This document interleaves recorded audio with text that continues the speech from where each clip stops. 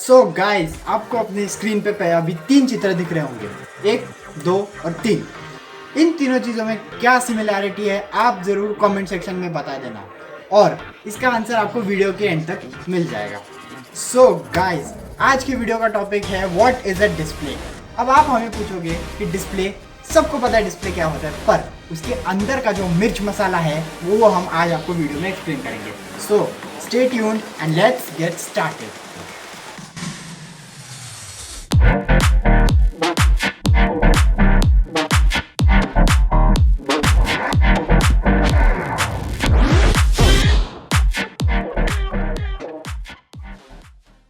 तो यार, डिस्प्ले असल में होता क्या है? डिस्प्ले उस कंपोनेंट को कहते हैं जो आपको विजुअल्स बनाने में मदद करता है। जैसे कि यदि सॉफ्टवेयर ने कुछ प्रोसेसिंग किया होगा, उस प्रोसेसिंग को एक्चुअल जो प्रेजेंट करना रहता है वो काम होता है डिस्प्ले का।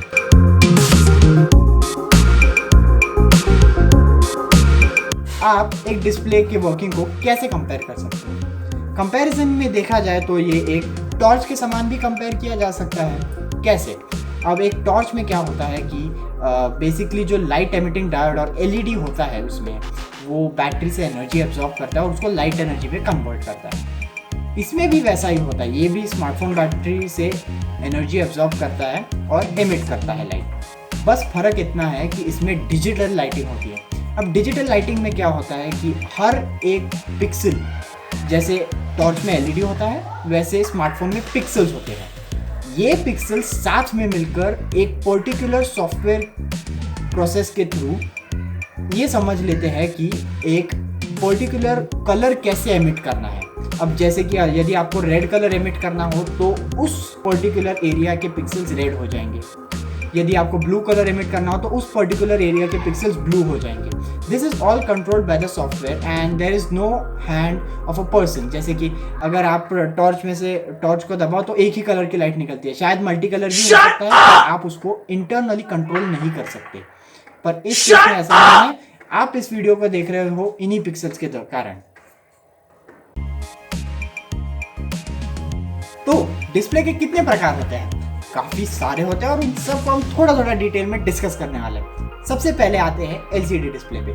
एलसीडी डिस्प्ले का फुल फॉर्म है लिक्विड क्रिस्टल डिस्प्ले। इस डिस्प्ले एग्जैक्टली ये आपको मिलेगा मिड रेंज फ़ोन में, जैसे कि 8000 5000 के ऊपर के आप कंसिडर कर सकते हो। एलसीडी में भी आजकल जो ट्रेंड चल रहा है वो है टीएफटी और आईपीएस।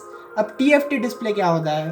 टीएफटी एलसीडी मतलब थिन फिल्म ट्रांजिस्टर टेक्नोलॉजी। ये एक अलग ही लेवल का बवाल मचा दिया है एलसीडी डिस्प्ले के इसने, और इसका एक्चुअली ये इमेज हाई रेजोल्यूशन इमेजेस और ये अच्छा प्रोसेस करता है, but at the same time इसका एक बैकलॉग है कि ये बैटरी भी बहुत लेता है। सो ये बजट स्मार्टफोन्स में आसानी से मिलता है, ये सस्ता है, सस्ता सुंदर टिकाऊ, पर बैटरी कंजम्पशन बहुत ज़्यादा है। सो सेकेंड टाइप है डिस्प्ले में IPS LCD display. IPS stands for in place switching. इस डिस्प्ले में एग्जैक्टली होता क्या है? ये display is better than TFT, और आप इसको कह सकते हो टीएफटी का बड़ा और इम्प्रूव्ड वर्जन कह सकते हो। ये पावर कंजम्पशन थोड़ा बेटर करवाता है, व्यूइंग एंगल्स थोड़े बेटर होते हैं, but at the same time this is also you can से सस्ता सुंदर टिकाऊ type of display.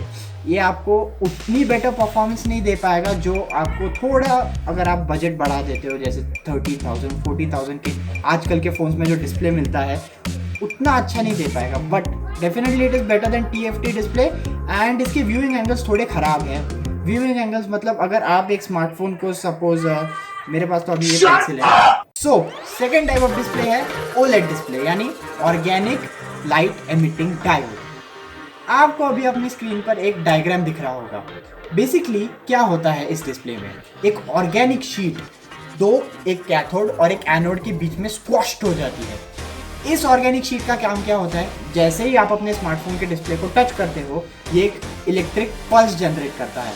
Electric pulse मतलब अगर आसान भाषा में समझाया जाए तो एक डिस्टर्बेंस क्रिएट करता है। इस डिस्टर्बेंस के कारण स्मार्टफोन को पता चल जाता है कि एग्जैक्टली टच कहाँ किया गया है। जहाँ पर टच किया गया है वहाँ पर लाइट रिस्पॉन्स करता है और उसके हिसाब से टच चलता है। This is the basics of OLED display. OLED में भी दो प्रकार के होते हैं, एक एमोलेड होता है, एक सुपर एमोलेड होता है। आपने अगर आप सैमसंग के फ़ोन यूज़ कर रहे हो तो आपने डेफिनेटली सुपर एमोलेड और एमोलेड डिस्प्ले को देखा होगा और फील भी किया होगा, and you will definitely find this better than a normal LCD display. अब नेक्स्ट वर्जन देखते हैं ओलेड डिस्प्ले का, यानी एमोलेड डिस्प्ले। एमोलेड डिस्प्ले होता क्या है? It stands for active matrix organic light emitting diode, मतलब AM एक्टिव मैट्रिक्स, और OLED मतलब ऑर्गेनिक लाइट एमिटिंग डायोड। अब एग्जैक्टली इस डिस्प्ले में होता क्या है? ये display is a better version of OLED display. जैसे कि हमने देखा था कि TFT display is better than LCD display, उसी तरह से ये एक AMOLED is better than OLED display. अब इस डिस्प्ले को आप बेटर किस तरीके से कह सकते हैं? इसमें बेटर कलर रिप्रोडक्शन होता है, मतलब यदि आप एक वीडियो देख रहे हो तो आपको उसमें कलर ज़्यादा ब्राइट, ज़्यादा वाइब्रेंट और डेफिनेटली बेटर दिखेंगे। अगर आप कोई मूवी देख रहे हो तो आपका एक्सपीरियंस ज़्यादा सिनेमैटिक होगा, और ये definitely it is a better than LCD display, and you would have find this very commonly in Samsung smartphone. So coming to Super AMOLED display. Super AMOLED display is currently made by Samsung as its own display that it can use on smartphone. अब AMOLED display आपको काफ़ी सारे budget phones में भी मिल जाएगा और definitely एक higher price पे मिलेगा।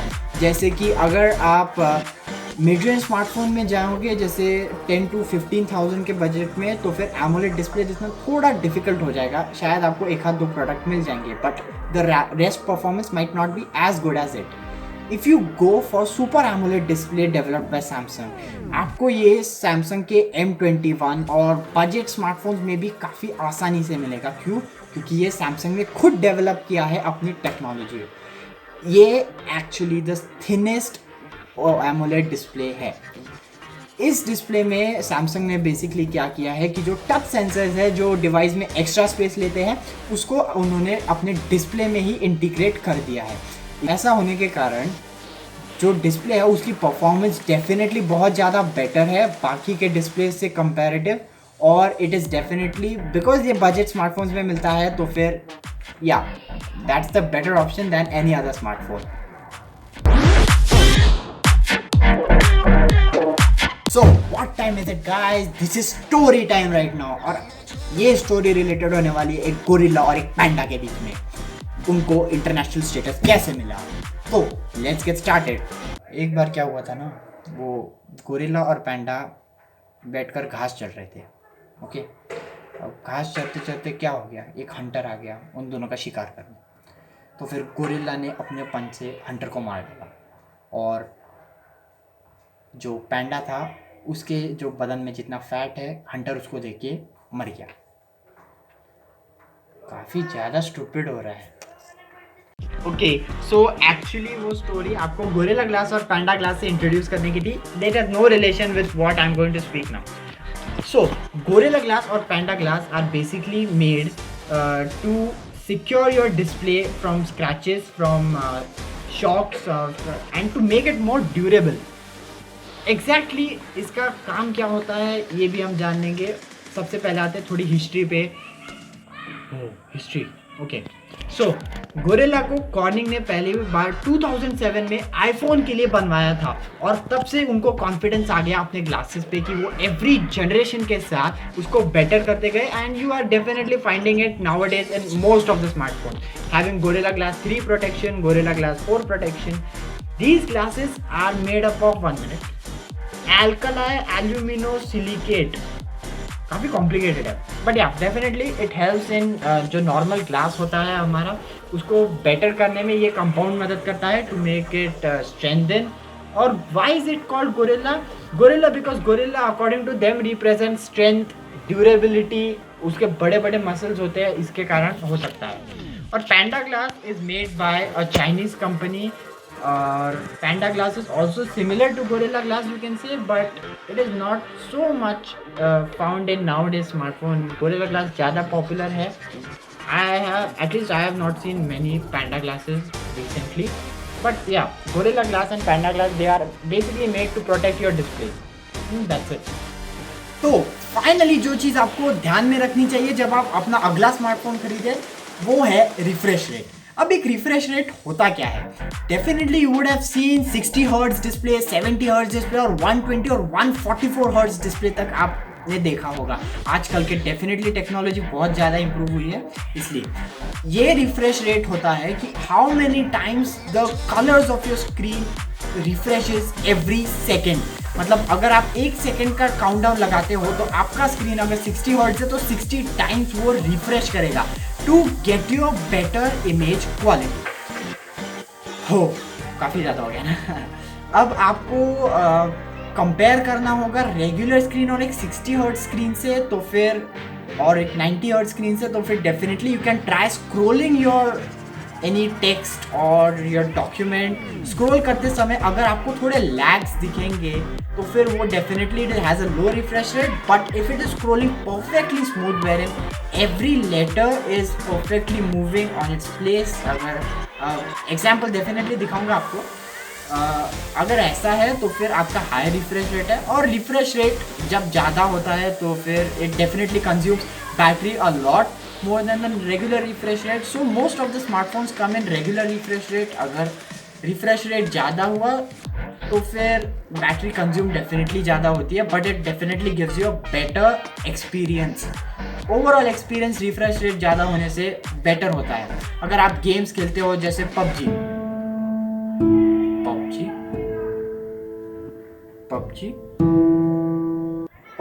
PUBG, call of duty, free fire, इनमें जब ग्राफिक्स को डिलीवर करना पड़ता है डिस्प्लेस को तो फिर उनको कंटिन्यूसली रिफ्रेश होना पड़ेगा to give you a real time visual.